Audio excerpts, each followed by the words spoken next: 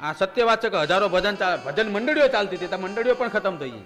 ભજન મંડળીઓ ચાલતી હતી, મંડળીઓમાંથી ભજનને ભેળો કોણ થયું મને કહો? ભજનને ભેળો લખનારો લખીને જતા રહ્યા છે. એ જે ભજનને ભેળા થઈ જાય ને એ લખનાર લખીને એના ભજન મૂકીને ગયા છે. એના શબ્દને ઓળખવાના છે, એના શબ્દને તમે વલોવો ને એટલે એમાંથી તો હજારો જ્ઞાન ઉત્પન્ન થાય. તો બીજું તમે મહાભારતમાં વાંચ્યું ના હોય તો મહાભારત લખેલું આવે ને કાંઈક આ શું હોય છે, પણ એને વાંચી કાઢ્યું ને ખાલી મહાભારતનું પુસ્તક આમ જોવો ને તમને ખબર પડી જાય કે આ તો જ્ઞાનનો ભંડાર છે. ભલે ઉપર 4 અક્ષર લખ્યા છે, 5 અક્ષર મહાભારત, 5 અક્ષર થાય, પણ એની અંદર જ્ઞાન કેટલું જેને વાંચ્યું હોય ને જે અનુભવ હોય ને ખબર પડે. એ પેલી મહાભારત વ્યાખ્યા બની જાય, પણ એની પાછળ જ્ઞાન કેટલું.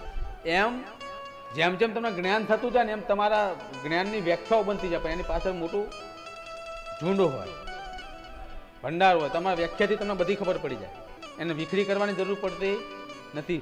તમને જ્યારે બધી જ્ઞાનનો ભંડાર તમે આવી જાય ને તમારી જોડે, પછી ફક્ત ને ફક્ત વ્યાખ્યાથી જ તમને બધી ખબર પડી જાય, વિખરી કરવાની જરૂર પડતી. વિખરી તો જેને ખબર ના પડે એના માટે જરૂર પડે વિખરી કરવાની. બાકી એક પોઈન્ટ કીધો ને એમાં હજારો જ્ઞાનના તાંતણા હોય, એ તો વલોવો તો ખબર પડે. એટલે ભજન કરો. ભજન કયું કીધું છે? તમે ગાઓ છો ને ભજન ના કહેવાય. તમે જે મંડળી ભેગી કરીને ગાઓ છો ને ભજન કહેવાય? એને શું કહેવાય? કે ભજન રાખ્યા છે. ભજન રાખવાના હોય, ભજન કરવાના હોય. હજુ તમને ખબર ના પડતી કે ભજન રાખ્યા છે, ભજન રાખવાના હોતા નથી, ભજન કરવાના હોય. કે ભજન ગાય છે, ભજન ગાવાનું હોતું નથી. ભજનના અમીરભાઈ ભજવા માટેની જે ભક્તિ રહે એને ભજન કીધું છે. ભગવાનના ભજવાનો મતલબ શું? કે ભગવાનના ભજવાનો મતલબ ભગવાનના ગમતા બનો એવો વ્યવહાર કરો, એ જ ભજન છે, બીજું કોઈ ભજન નથી. ભગવાનના ગમતા બનો એવો વ્યવહાર એને ભજન કહેવાય. કે ભાઈ હું ભજન કરું છું, ભગવાનને ગમતો રહેવાનો પ્રયત્ન કરું છું, એનું નામ ભજન કહેવાય. સંસારિક માયાજાળને ઓળખીને એની અંદર સરળતાથી ભગવાનના નિયમોનું છતાં જીવી લો, એનું નામ ભજન કહેવાય. એ જ સાચું ભજન છે. આ ગળું ફાડીને ગાવું ને ભજન નથી, એને સંગીત સભા કહીશું. એ સંગીત સભા છે, એમાં ફક્ત ને ફક્ત સંગીતનો અને રાગનો આનંદ તમે મનથી લઈ શકો છો. બાકી ભજન વસ્તુ જુદી છે. ભજન હા કલાકારી છે, ભજન તો મૌન છે. ભજન શબ્દથી નથી, આ ધ્યાન રાખજો. ભજન એ મૌન છે, ભજન એ આત્માની આરાધ છે. અને ભજન રહ્યું ને એ ભગવાને આપેલા રસ્તા પર ચાલવાનો રસ્તો છે, એનું નામ ભજન કહેવાય. બાકી ભજન કોઈ જ નથી, ભજન કંઈ છે જ નહીં.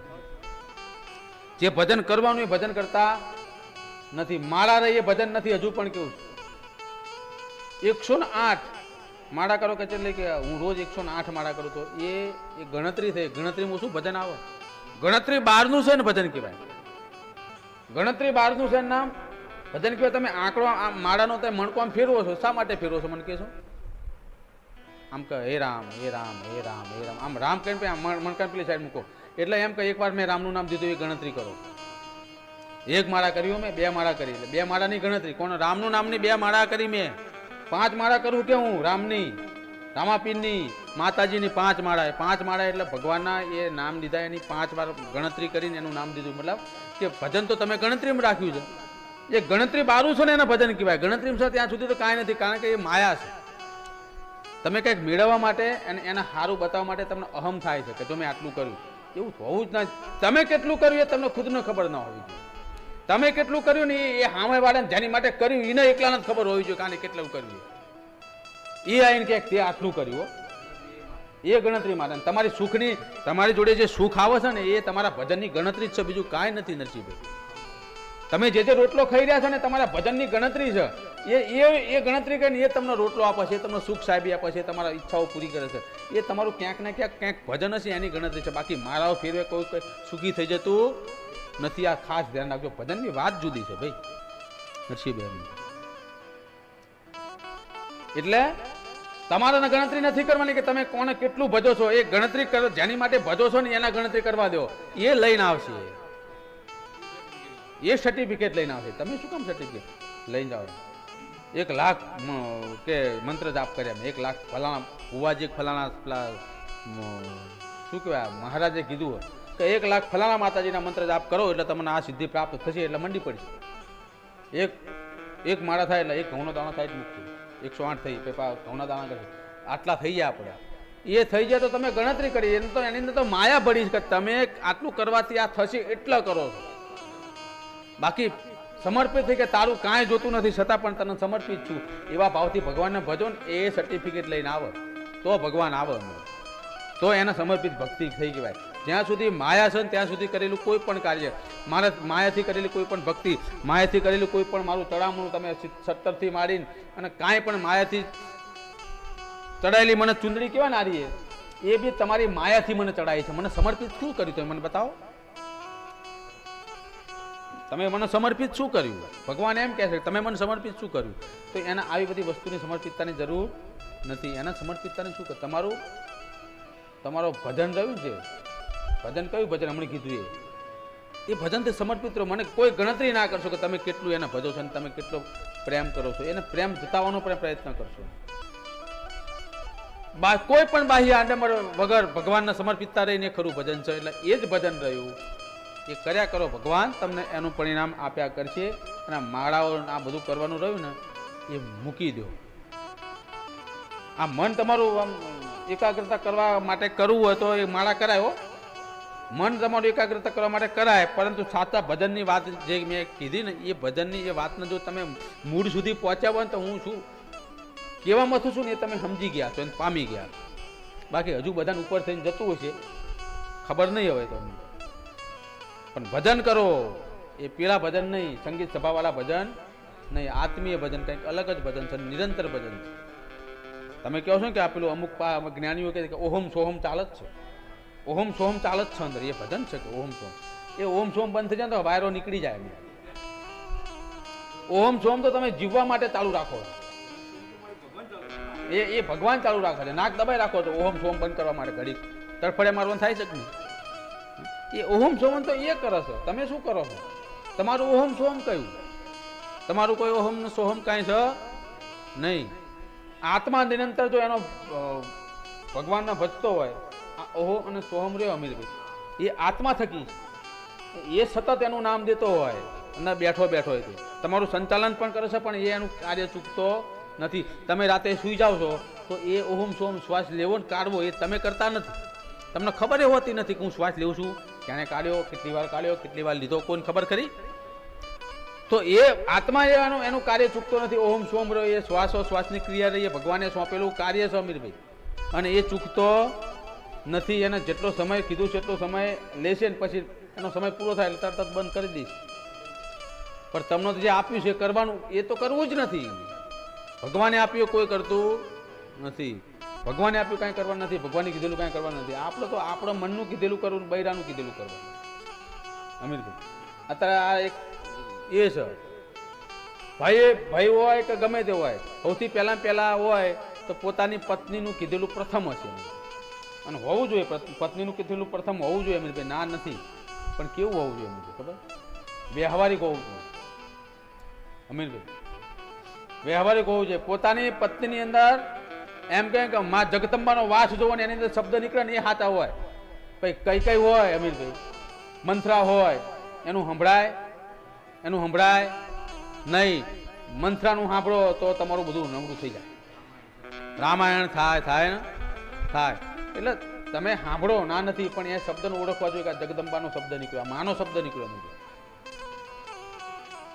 હા, એ ઓળખતા હોજો. અને તમે શિવ બની રહો ને તો બધી ખબર પડે. શિવ બની રહો તો શબ્દની ખબર પડે કે કયો શબ્દ કયા નહીં. તમારા સ્ત્રી રહી ને એમાં હજારો સ્વરૂપ છે. કયા સ્વરૂપે શું બોલે છે ને એ તમને શિવ હોય તો ખબર પડે, નકર ખબર પડે નહીં. નકર તમે બધું કર્યા જાઓ, તમારું બધું કુટુંબમાં બેહાવાના રહો ને. હા, કુટુંબમાં બેહાવ. આ કુટુંબમાં અમુક નીકળી જાય, કોના કારણે નીકળી જાય? જે શબ્દને ખબર નથી પડી ને અને ભેડી કાઢ્યું એ નીકળી જાય. હા, ઘરમાંથી નીકળી જાય, કુટુંબમાંથી નીકળી જાય, સમાજમાંથી નીકળી જાય. અમને સમાજ ફાવતો નથી એમ કહીને જતા રહે અમીરભાઈ. અમારું કુટુંબ નથી સારું, હમણાં કુટુંબમાં ફાવતું નથી. આવું કુટુંબ હતું છે કે સમાજ નથી સારો, એ નથી. આમાં એનો વાંક જ નથી અમીરભાઈ. એ શબ્દને ઓળખ્યો નથી. જે નથી સારું ને એની અંદર રહેવાનું છે. ભગવાને તમને હારામ લેવા મોકલ્યા છે. ઉપર સ્વર્ગ હતું જ ને તમને અહીં ના રાખત? હા, આ બધા સ્વર્ગમાં જ હતા, તમે ત્યાં જ ના રાખત. તમને શું કામ મોકલ્યા? કે તમારે અહીં જવાનું છે ને આ કાર્ય કરીને અને આ જગ્યાને તમારા સુંદર સ્વર્ગ જેવી બનાવવાની છે. જે નથી સારું ને એની અંદર રહીને કંઈક સારું કરવાનું છે. જે સમાજ નથી સારો એની અંદર એ સમાજને સુધારીને સુંદર બનાવવાનો છે, એ માટે મોકલ્યા છે. આ તો એમને મોકલ્યા કે અમારો સમાજ નથી સારો એમ કે બદલી જાય. અમુક તો એફિડેવિટ કરાવી દે છે અમીરભાઈ, એફિડેવિટ કરાવી દે કે આપણા સમાજમાં એફિડેવિટ કરાવ્યું તેમ કે ના રવાય આપણો સમાજ નામ એની અંદર રવાય. જઈ જાણો ને તો તમે ખરા ભક્તિવાન કહેવાય, તો તમે ખરા કહેવાય. ભગવાને તમને જે જગ્યા પર મોકલ્યા છે, જેના ત્યાં અવતાર ધારણ કરી મોકલ્યા છે, જે કુટુંબમાં મોકલ્યા છે, એને કંઈક કંઈક અર્થમાં તમને મોકલ્યા છે. અર્થ ના સમજો તમે અહીંયા પછી તમે બધું છોડીને જતા રહો. ભગવાન કે ખોટું મોકલી દીધું આને. અને જે કાર્ય માટે મોકલ્યો છે તો ભાગવા માંડ્યો છે અમીરભાઈ, ખોટો નીકળ્યો. તમને જે જગ્યા પર ભગવાને મૂક્યા છે ને એ કંઈક અર્થ માટે મૂક્યા છે, નકર તમને બીજે ક્યાંક ના મૂકત તો એ અર્થને સાર્થક કરવાનો છે તમારે.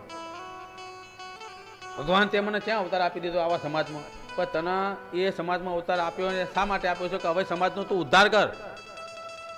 હા, તું ભાગીશ નહીં. તને એ માટે તો અવતાર ધારણ કર્યો, નકર તને ક્યાંય ખાલી જગ્યાએ અવતાર ના ધારણ કરે, તારી જોડે કંઈક કરાવવું જ નતું. તો પણ તને કંઈક જિમ્મેદારી કરીને મોકલ્યો છે. એ જિમ્મેદારીનું તું ધ્યાન કર અને જિમ્મેદારીનું પાલન કર અને સમાજને સુધાર. તમને જે જે જગ્યા પર ભગવાને અવતરણ આપ્યું છે ને એનું તમે કંઈક માપદંડ રાખજો એમ કહું.